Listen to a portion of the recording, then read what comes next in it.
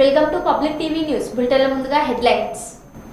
Speaker ఛాంబర్లో ప్రారంభమైన BAC సమావేశం.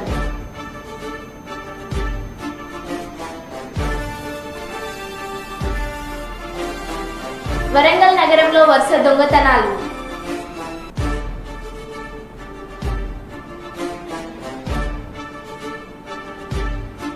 వరద ముప్పు ప్రాంతాల్లో ప్రజలు, అధికారులు అప్రమత్తంగా ఉండాలి. మంత్రి సీతక్క.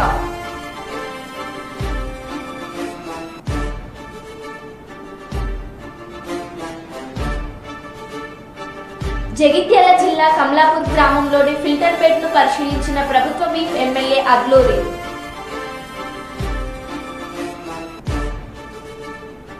ఇక వివరాల్లోకి వెళ్తే, స్పీకర్ ఛాంబర్లో ప్రారంభమైన బీఏసీ సమావేశం.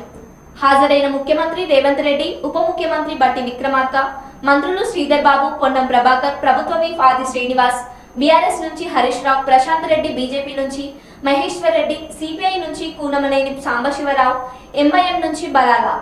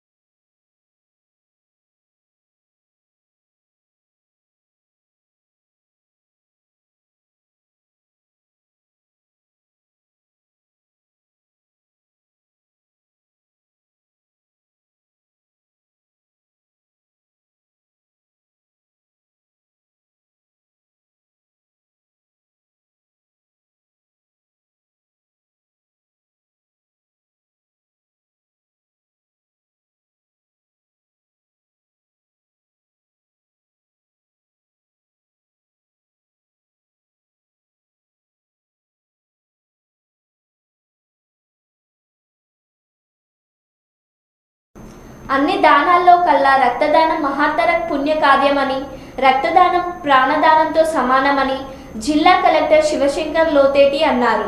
మంగళవారం రక్తదాన వారోత్సవాల్లో భాగంగా రిమ్స్ జీజీహెచ్లోని బ్లడ్ బ్యాంక్లో జిల్లా కలెక్టర్ శివశంకర్ లోతేటి రక్తదాన కార్యక్రమాన్ని ప్రారంభించారు. ఈ కార్యక్రమంలో మొదటగా స్వచ్ఛందంగా రక్తదానం చేసి జిల్లా అధికారులతో పాటు జిల్లా ప్రజల్లో స్ఫూర్తిని నింపారు.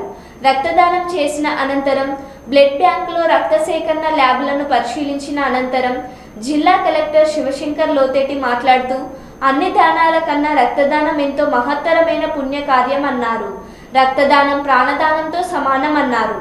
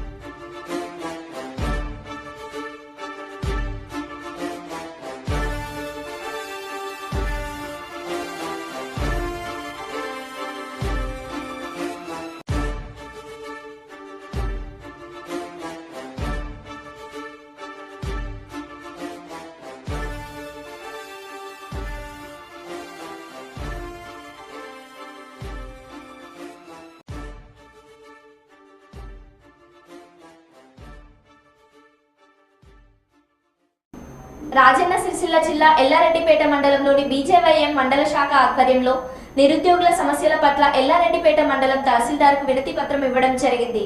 బీజేపీ యువ మోర్చా జాతీయ కోఆర్డినేటర్ అనుష్ యాదవ్ మాట్లాడుతూ నిరుద్యోగుల ఆశలను ఆసరగా తీసుకుని అధికారంలోకి వచ్చిన కాంగ్రెస్ ప్రభుత్వం ఇవ్వాలని, నిరుద్యోగులను కనీసం పట్టించుకోవడం లేదని అనుష్ యాదవ్ అన్నారు. ప్రభుత్వం ఇచ్చిన మాదిరిగా 2 లక్షల ఉద్యోగాలను భర్తీ చేయాలని అనుష్ యాదవ్ అన్నారు. నిరుద్యోగ సమస్యల పట్ల ఈరోజు భారతీయ జనతా పార్టీ యువ మోర్చా ఎల్లారెడ్డిపేట మండల శాఖ ఆధ్వర్యంలో స్థానిక ఎంఆర్ఓ గారికి వినతి పత్రం ఇవ్వడం జరిగింది. నిరుద్యోగుల ఆశలను ఆశయాలుగా చేసుకుని ఏర్పడినటువంటి కాంగ్రెస్ ప్రభుత్వం ఇలా నిరుద్యోగులు ఈ విధమైనటువంటి ధర్నాలు చేస్తున్నా, రాస్తారోకాలు చేస్తున్నా కనీసం నిమ్మకు నీరెత్తిన మాదిరిగా వివరించడం అనేది నిజంగా సిగ్గుచేటు. మీరు చెప్పిన మీ మేనిఫెస్టోలోనే కదా పెట్టింది. ఏడాది తిరగక ముందు మా ప్రభుత్వం వచ్చినాక 2 లక్షల ఉద్యోగాలను భర్తీ చేస్తా ఉన్నారు. మెగా డిఎస్సీ ప్రకటిస్తా ఉన్నారు. ఆడు 2000 ఇచ్చిండు పోయాడు, 4000 ఇస్తాను నువ్వే కదా రేవంత్ రెడ్డి గారు చెప్పింది. 8 నెలలు గడుస్తున్నప్పటికీ కనీసం కనికరించకుండా నిరుద్యోగులు చేస్తున్నటువంటి ధర్నాలకు కనీసం ఆలోచన చేయకుండా వీళ్ళను వాళ్ళ ఊస ఎత్తడం లేదు. ఇది ఎంతవరకు సమంజసం? భారతీయ జనతా పార్టీ యువ మోర్చా నిరుద్యోగుల సమస్యల పట్ల ప్రతి నిమిషం ప్రతి క్షణం నిరుద్యోగుల పక్షాన కొట్లాడుతుంది. నువ్వు ఏదైతే చెప్పినావో 2 లక్షల ఉద్యోగాలని వెంటనే భర్తీ చేసి అలాగే 22,000 జాబ్ తోటి మెగా డిఎస్సీ ప్రకటించాలి. అలాగే జాబ్ క్యాలెండర్ ని ప్రకటించాలి. నువ్వు చెప్పినట్టుగా నిరుద్యోగులకు 4,000 నిరుద్యోగ వృత్తి ఇవ్వాలని భారతీయ జనతా పార్టీ యువ మోర్చా పక్షాన డిమాండ్ చేయడం జరిగింది. లేని పక్షాన భారతీయ జనతా పార్టీ యువ మోర్చా తరఫున నీ గద్దలు కూడగొట్టడం ఖాయమన్నటువంటి విషయాన్ని ఈ రేవంత్ రెడ్డి సర్కార్ గుర్తుపెట్టుకోవాల్సిన అవసరం ఉన్నదని ఈ సందర్భంగా హెచ్చరిస్తా ఉన్నాం. ములుగు వాచేడు మండలం ధర్మవరం గ్రామంలోని ఆధార్ అప్డేట్ ఫారంపై సంతకం పెట్టించడానికి కొంతమంది గ్రామస్తులు వెళ్లగా మద్యం సేవించి పాఠశాలకు వచ్చిన గెజిటేటెడ్ హెడ్ మాస్టర్ గ్రామస్తులపై దుర్భాషలాడాడు. నేను సంతకం పెట్టను, ఏం చేస్తారో చేసుకోండి అని ఇష్టం వచ్చినట్లు మాట్లాడాడు. విద్యార్థులకు పాఠాలు చెప్పవలసిన ప్రధాన ఉపాధ్యాయుడు పాఠశాలలోకి త్రాగి రావడం చాలా బాధగా ఉందని, తక్షణమే ఆ ఉపాధ్యాయుడిని సస్పెండ్ చేయాలని గ్రామస్తులు కోరుతున్నారు. పనిచేస్తున్నారు కాబట్టి మీరేమన్నారు? మురుగుపోయి అన్నారు. మీరు ఎందుకు అబద్ధం అన్నావు? బాబు మీటింగ్ 10 నిమిషాల మీటింగ్ అయిపోయింది. మీకు 10 నిమిషాలు మీటింగ్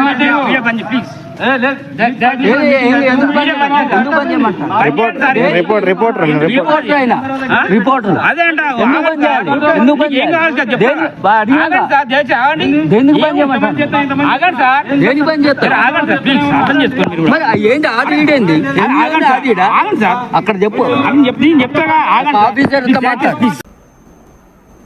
వరుస దొంగతనాలతో వరంగల్ ప్రజలకు కంటి మీద కునుకు లేకుండా పోయింది. తాళం వేసి ఉన్న ఇండ్లనే దొంగలు టార్గెట్ చేస్తున్నారు. వరంగల్ నగరంలోని వివేకానంద కాలనీలో తాళం వేసి ఉన్న ఇంటి తాళాలు పగలగొట్టి దొంగతనానికి ప్రయత్నించారు దొంగలు. ఈ నెల 20వ తేదీన శ్రవంతి అనిల్ దంపతులు షిర్డీ వెళ్లారు. ఈ రోజు ఉదయం షిర్డీ నుండి ఇంటికి వచ్చేసరికి ఇంటి తాళం పగలగొట్టి ఉండడంతో ఒక్కసారిగా అవక్కయ్యారు. లోనికి వెళ్లి చూడగా ఇంట్లో ఉన్న బంగారం మాత్రం దొంగలించకపోవడంతో ఊపిరి పీల్చుకున్నారు. ఇంట్లోని కొంత నగదు మాత్రం చోరులు తస్కరించారు.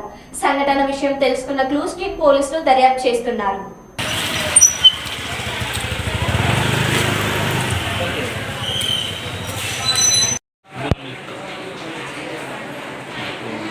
గ్లాసులన్నీ ఆ గుడ్డ మీదే అది గ్లాసుల మీద పెట్టిన గుడ్డ ఇంకా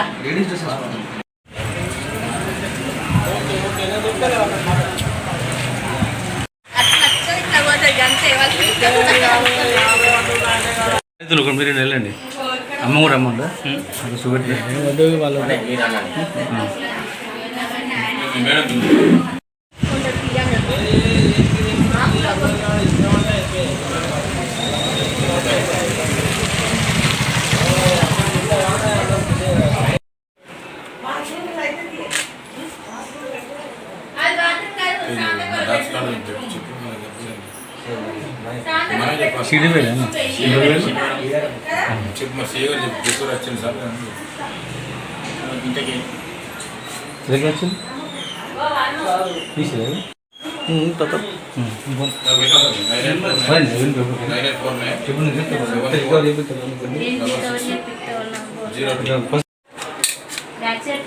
ఇది కొంచెం ఉంటుంది.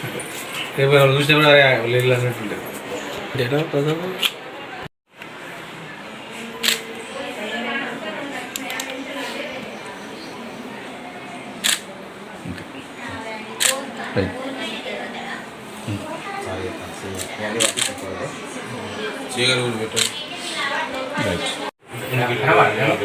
అయినా నువ్వు కూడా ఉండండి.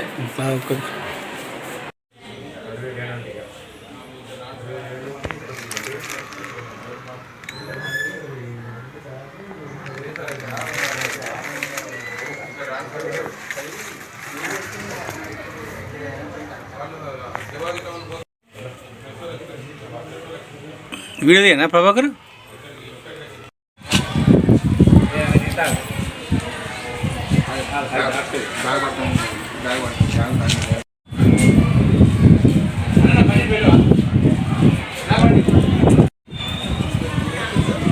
వాడి కాలేజ్ ఎక్కడ కాలేజ్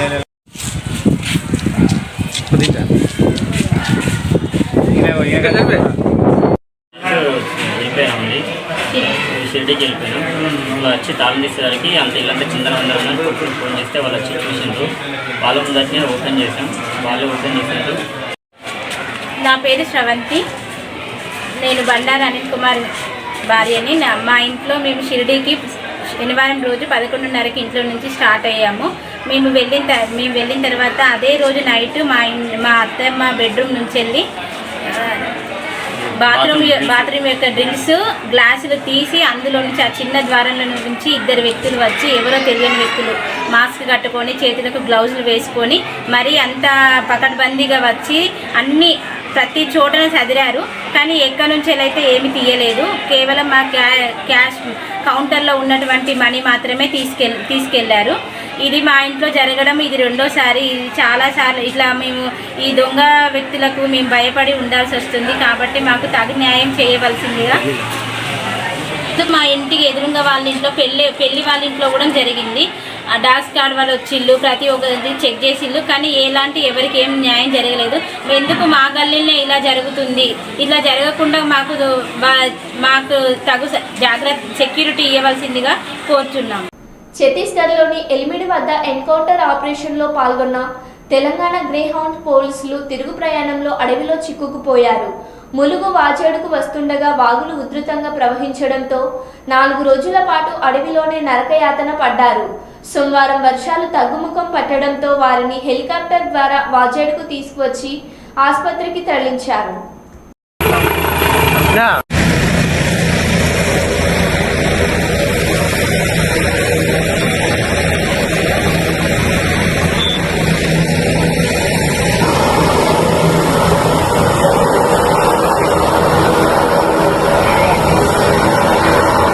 తెలుగుదేశం పార్టీలో చేరిన విశాఖపట్నం 14 మంది వైసీపీ కార్పొరేటర్లు.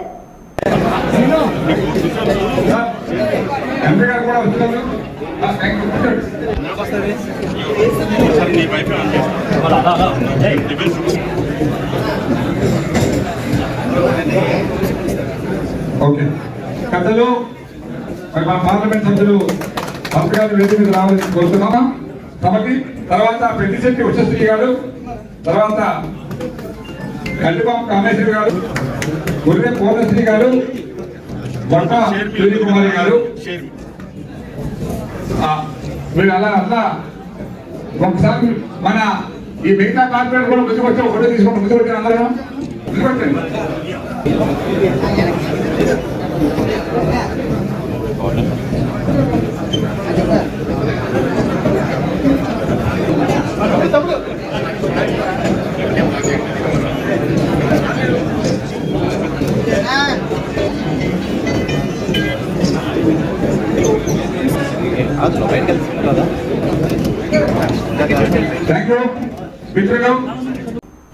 శాసనసభలో మంత్రి పొన్నం ప్రభాకర్ గారు రవాణా మరియు బీసీ సంక్షేమ శాఖ మాట్లాడుతూ కంటోన్మెంట్ శాసనసభ్యురాలుగా ఎన్నికైన శాసనసభ మొదటి 2వ సెషన్లో పాల్గొన్న లాస్యా నందిత ఫిబ్రవరి 23న ఆమె రోడ్డు ప్రమాదంలో మరణించారు. వారికి సభాపక్షాన హైదరాబాద్ ఇన్ఛార్జ్ మంత్రిగా ఆ రోజు ప్రమాదం జరిగిన వెంటనే ముఖ్యమంత్రి గారి సూచన మేరకు అక్కడికి వెళ్లి ప్రభుత్వం తరపున అన్ని చర్యలు తీసుకోవడం జరిగింది. వాళ్ళ నాన్నగారు సాయన్న కూడా ఈ సంవత్సరంలోపు మృతి చెందారు. సంవత్సరంలోపు ఇద్దరు మరణించడం ఆ కుటుంబానికి తీరని లోటు. యువ శాసనసభ్యురాలుగా హైదరాబాద్ నగర అభివృద్ధిలో 15 మంది శాసనసభ సభ్యుల్లో తాను కూడా భాగస్వాములుగా ఉంటుందని ఆశించారు. వారి మరణం మనందరికీ తీరని లోటు అని అన్నారు. 23 ఫిబ్రవరి 24 నాడు మరణించడం జరిగింది. వారికి సభ పక్షాన హైదరాబాద్ ఇన్ఛార్జ్ మంత్రిగా ఆ రోజు చనిపోయిన వెంటనే ముఖ్యమంత్రి గారి సూచన మేరకు ఆదేశం మేరకు అక్కడికి వెళ్ళి ప్రభుత్వం తరఫున కూడా అన్ని చర్యలు తీసుకోవడం జరిగింది. వారి ఆత్మకు శాంతి చేకూరాలని ఆ భగవంతుని ప్రార్థిస్తూ, మరి సాయన్న గారు కూడా కరెక్ట్గా కనీసం 4 రోజుల ముందు, అంటే ఒక సంవత్సరం 4 రోజులు తక్కువ, ఒకటే సంవత్సరం లోపల ఇద్దరు మరణించినారు. ఒక యువ శాసనసభ్యురాలుగా హైదరాబాద్కు సంబంధించినటువంటి నగర అభివృద్ధిలో ఉన్నటువంటి ఒక 15 మంది శాసనసభ్యుల్లో తను కూడా ఒక పాత్ర వహించి ఈ హైదరాబాద్కు సంబంధించిన అభివృద్ధికి ఒక భాగస్వామిగా ఈ యొక్క యువ శాసనసభ్యురాలుగా ఉంటుందని ఆశించాం. కానీ ఆకస్మికంగా జరిగిన, ఇంతకుముందు గౌరవ ముఖ్యమంత్రి గారు చెప్పిన, మిగతా గౌరవ సభ్యులు చెప్పినట్టుగా విధి వెంటాడినట్టుగా 2-3 ప్రమాదాల నుంచి బయటపడి చివరికి రోడ్డు ప్రమాదం లోపల మృతి చెందినటువంటి పరిస్థితి దృష్ట్యా మరి వారి మరణం మనందరికీ కూడా తీరలోటు. వారి కుటుంబ సభ్యులకైతే మరి సాయన్న గారు కానీ మిగతా ఇవన్నీ కుటుంబంలో జరిగిన పరిణామాల పట్ల తీవ్ర సంతాపాన్ని వ్యక్తం చేస్తూ వారి ఆత్మకు శాంతి చేకూరాలని ప్రార్థిస్తాను. వైఎస్ఆర్ జిల్లా వేంపల్లిలో అక్రమంగా ఇసుకను తరలిస్తున్న స్థావరాలపై పోలీసులు దాడులు. పాపాగ్ని నదిలో అక్రమ ఇసుకను తరలిస్తున్న 4 ట్రాక్టర్లను సీజ్ చేసినట్లు తెలిపిన వేంపల్లి సిఐ చాంద్ బాషా, ఇసుకను అక్రమంగా తరలిస్తే చట్టపరంగా కఠిన చర్యలు తీసుకుంటామని హెచ్చరించిన వేంపల్లి సిఐ, ఇప్పటికే సీఎం చంద్రబాబు ఇసుక విషయంలో జోక్యం చేసుకోవద్దని పార్టీ నాయకులకు హెచ్చరిక. చంద్రబాబు మాటలను బేఖాతరు చేస్తున్న తెలుగు తమ్ముళ్ళు. పెద్దపల్లి జిల్లా కేంద్రంలోని 46వ డివిజన్ ఎన్టీఆర్ నగర్లోని ఇంటిగ్రేటెడ్ మార్కెట్ సమీపంలో కార్పొరేటర్ పాతపల్లి ఎల్లయ్యతో కలిసి విద్యుత్ ట్రాన్స్ఫార్మర్ను ప్రారంభించిన రామగుండం ఎమ్మెల్యే రాజ్ ఠాకూర్. ఈ కార్యక్రమంలో నగర మేయర్ అనిల్ కుమార్, కార్పొరేటర్లు, సీనియర్ కాంగ్రెస్ పార్టీ నాయకులు, వివిధ విభాగాల అధ్యక్షులు, సోషల్ మీడియా నాయకులు తదితరులు పాల్గొన్నారు. ఈ సందర్భంగా ఎమ్మెల్యే మక్కన్ సింగ్ రాజ్ ఠాకూర్ మాట్లాడుతూ, గతంలో 2 విద్యుత్ ట్రాన్స్ఫార్మర్లను ఏర్పాటు చేయడమైనదని గుర్తు చేస్తూ రామగుండం నియోజకవర్గ అభివృద్ధికి అందరూ సహకరించాలని కోరారు.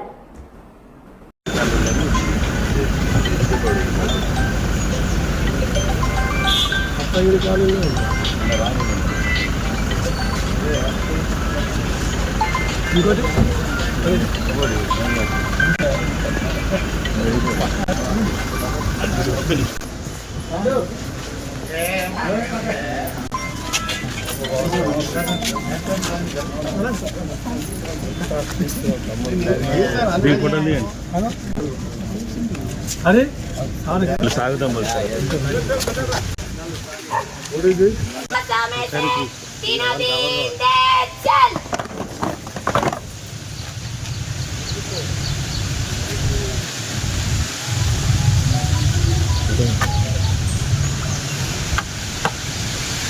Good morning, sir. It's an honor to invite you to our big sir. Airport.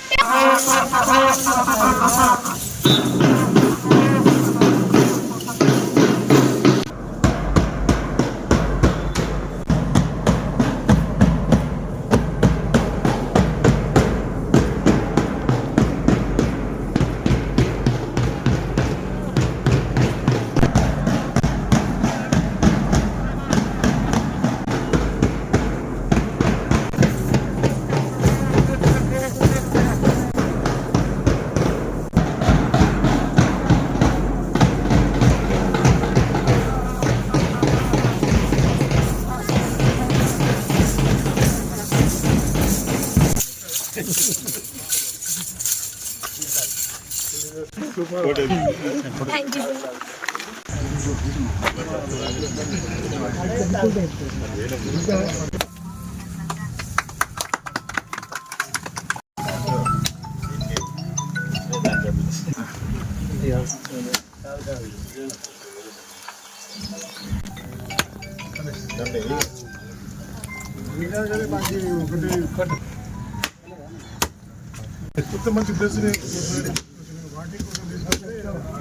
Line line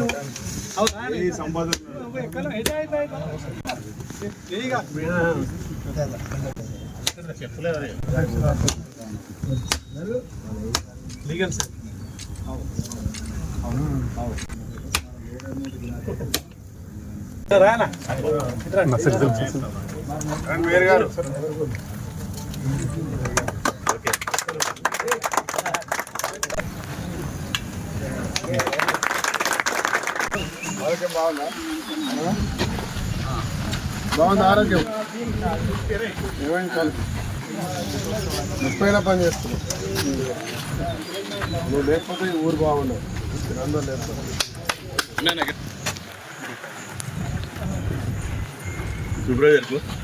supervisor మనం లేరా ఇంకా ఒక్కటే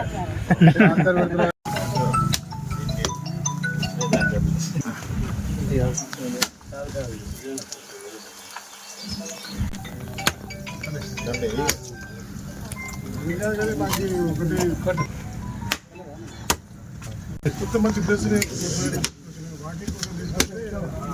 లైన్ సంపాదన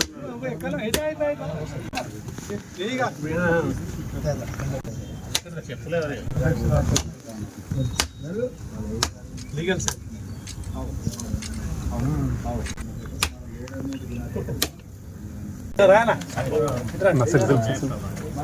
వేరు గారు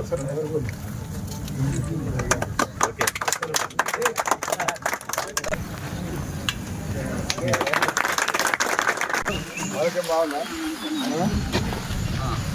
బాగుంది ఆరోగ్యం ముప్పైనా పని చేస్తున్నావు నువ్వు లేకపోతే ఈ ఊరు బాగుండవు అందరూ లేకపోతే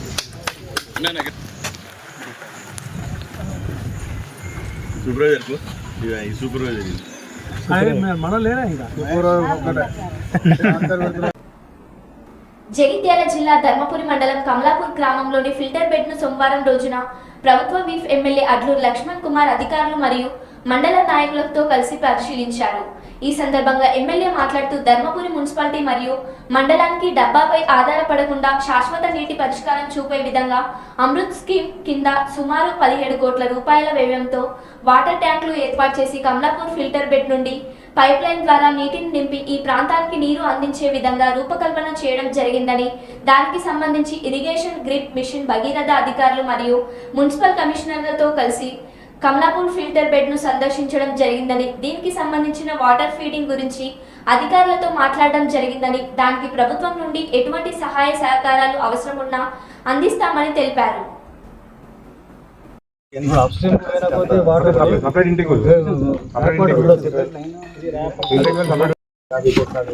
ఫస్ట్ మన పేపర్ రబ్బర్ చేయాలి. రబ్బర్ ఏదో కాయ పట్టుకొని ముందుగా పోయి అక్కడ కాయ సేమ్ గారిని ఫైనాన్స్ మినిస్టర్ గారిని ఆయన పెరిగితే రామకృష్ణ గారు ఉన్నారు.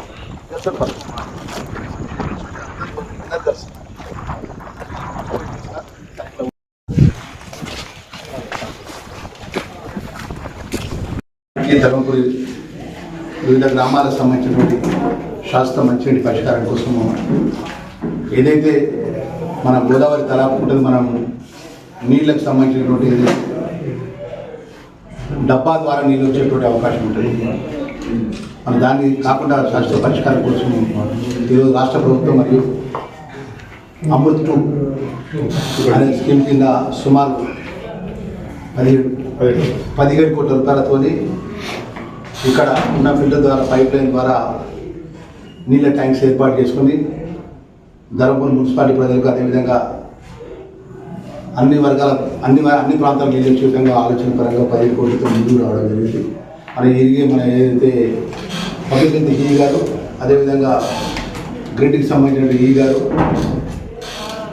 మన మున్సిపల్ కమిషనర్ గారు, ఆ ఏజెన్సీకి సంబంధించిన ఏజెన్సీస్, ఆ డిపార్ట్మెంట్ ఆల్ ఇంజనీర్స్ అందరూ కూడా కంబైన్డ్గా ఇరిగేషన్ వాడు, డ్రింకింగ్ వాటర్ సంబంధించిన అందరూ కంబైన్డ్కి వచ్చి మనకు ఈ యొక్క చెరువు సోర్స్ ఎక్కడి నుంచి వస్తాయి, ఈ ఫీడింగ్ ఎక్కడి నుంచి వస్తాయని చెప్పి ఫిజికల్గా నేను ఫ్రైడేలో చెప్పిన వెంటనే అందరూ కూడా అధికారులు రావడం కూడా జరిగింది.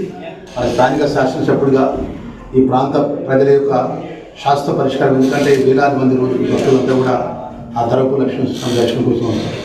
ఇక్కడే మంచి ఏదో డబ్బా మీద రిజర్వాయర్ రావాలంటే ఇక్కడ మధ్య అబ్స్ట్రక్షన్స్ వచ్చినా కూడా తీవ్రమైన ఇబ్బంది పడే 2 రోజులు 3 రోజులు నీళ్ళు కాని పరిస్థితులు ఉంటాయి. అందుకే నేను మొదటి నుంచి కూడా ఇంజనీర్లు కానీ జిల్లాకు సంబంధించిన కలెక్టర్ గారు కానీ రాష్ట్ర ఎడ్యుకేషన్ డిపార్ట్మెంట్ కానీ డ్రింకింగ్ వాటర్ సంబంధించిన ఏదైతే గ్రిడ్ కానీ ఇంకా సంబంధించిన శాఖ వాళ్ళని కూడా జరుగుతుంది శాశ్వత పరిష్కారం కాలేదు. మరి ఈరోజు దానిలో భాగంగా మేము అధికారులను తీసుకుని కూడా విషయం సూచన చేసుకుంటాం. అదేవిధంగా ఇతర సమస్యల పరిష్కారం దృష్టికి తీసుకెళ్తాన విషయాన్ని తెలియజేసుకుంటూ మా అధికారులు కూడా మనం చేసుకుంటున్నాం. ఎందుకంటే పిలవగానే వచ్చినారు అందరూ కూడా ఇలా వర్కింగ్ డే ఉన్నప్పటికీ మా ఎమ్మెల్యే విప్ గారు ఈ ప్రజలకు సంబంధించిన విషయం అని చెప్పేసి వచ్చినారు కాబట్టి ఒక 1 అవర్ మేము కూర్చొని శాస్త్రంగా ఏ విధంగా చేసిన ఒక రఫ్ ఆలోచనకు వచ్చినట్టయితే మిగతా డబ్బులు ఇప్పుడు అంటున్నారు మీకు తెలిసి వాళ్ళు అంటున్నారు 50 కోట్లు అయితే సరిపోతాయి అంటున్నారు. 50 కోట్లు 60 కోట్లు అంటారు. నేను ఆయన కోరేది ఒకటే, ఇంజనీర్లు కోరేది ఏంటంటే మనం ఏం చేసినా కూడా ప్రజలకు దాని ఫలాలు అందాలి. రాష్ట్ర ముఖ్యమంత్రి గారు ఏదైతే గౌరవ ముఖ్యమంత్రి గారు కానీ ఫైనాన్స్ మినిస్టర్ గారు కానీ ఈ శాఖకు సంబంధించిన మంత్రి ఇరిగేషన్ మినిస్టర్ గారు ఉత్తమ్ కుమార్ రెడ్డి గారు కానీ ఈ శాఖకు సంబంధించిన ఏదైతే గ్రిడ్కి సంబంధించిన వాళ్ళందరూ కూడా ఆ మంత్రులకు మంచి పేరు రావాలి, ముఖ్యమంత్రి గారికి మంచి పేరు రావాలి, ప్రజలకు మేలు జరగాలి. అదేవిధంగా ఆర్థికంగా మన రాష్ట్ర ప్రభుత్వం బడ్జెట్ దృష్టిలో పెట్టుకుని ఈ యొక్క ప్లానింగ్ వారు ఏదైతే చేయాల్సినటువంటి ప్లానింగ్స్ అన్ని కూడా తయారు చేయాలని కోరుకుంటూ మరొకసారి మా ఇంజనీర్లకు చెప్తున్నాను. ఎందుకంటే పబ్లిక్ హెల్త్ డీ గారు చాలా మొత్తం ఉమ్మడి కరీంనగర్ జిల్లా ఉంటుంది. ఆ డీ గారు ఏ మీద కూడా డిపెండ్ అవుతారు. అది కాకుండా పరిష్కారం శాస్త్రంగా పరిష్కారం అయ్యే విధంగా ఆలోచన పరంగా చేసిన తర్వాత ఏజెన్సీకి అప్పయిపోయి ఆ సంబంధించిన కింద మీ సబార్డినేషన్ అప్పయిపోయి అప్పటి వరకు పూర్తి టైం కూడా ధరంపూర్కి ఇవ్వాలని కోరుకుంటూ ఇరిగేషన్ సంబంధించిన నారాయణ రెడ్డి ఈ గారు కూడా చెప్తాం. వారు డీ గారు వచ్చిన వారి తరఫున వారు కూడా ఇప్పుడు దీనికి సంబంధించి ఇప్పుడు యశవంతరావు చెరువు అంటున్నారు ఒకటి, అది కూడా ప్రతిపాదన ఇస్తారండి. ఒకవేళ ఆ చెరువుకు సంబంధించిన మధ్య రైతులతో అబ్స్ట్రక్షన్స్ ఏమైనా ఉంటే కూడా ఏ విధంగా ఇప్పుడు ఈ చెరువును మనం నింపగలుగుతాము, ఏ విధంగా ఎండాకాలంలో కానీ ఈ ప్రాంత ప్రజలకు నీళ్ళు ఇవ్వగలుగుతాం విషయంలో కూడా మీరు కన్స్ట్రక్ట్గా ఆలోచన ఉండాలి. ఎందుకంటే ఇక్కడ గత కొన్ని సంవత్సరాలకెళ్ళి వివిధ హోదాలు ఇంజనీర్గా పనిచేస్తున్నారు, మీకే ఎక్కువ ఐడియా ఉంటుంది. కాబట్టి నేను మా ఇంజనీర్లు అందరూ కోరుతున్నా మీరు ఒక 4 రోజుల లోపల ఈ యొక్క సమస్య పరిష్కారం తీసుకొచ్చి రఫ్గా సార్ ఎస్టిమేషన్ కాస్ట్ ఇంత అవుతుంది, ఇంత బడ్జెట్ అవుతుంది, మీరు దీనికి సంబంధించిన విషయం మీ ప్రభుత్వం దృష్టికి తీసుకెళ్ళాలని చెప్పి రఫ్ కాగితం నాకు ఇవ్వండి, సంతకాలు లేకుండా మిగతాదంతా నేను ఆలోచన చేస్తాను. Okay, right. మరో బులెటిన్లో మళ్ళీ కలుద్దాం. Stay tune.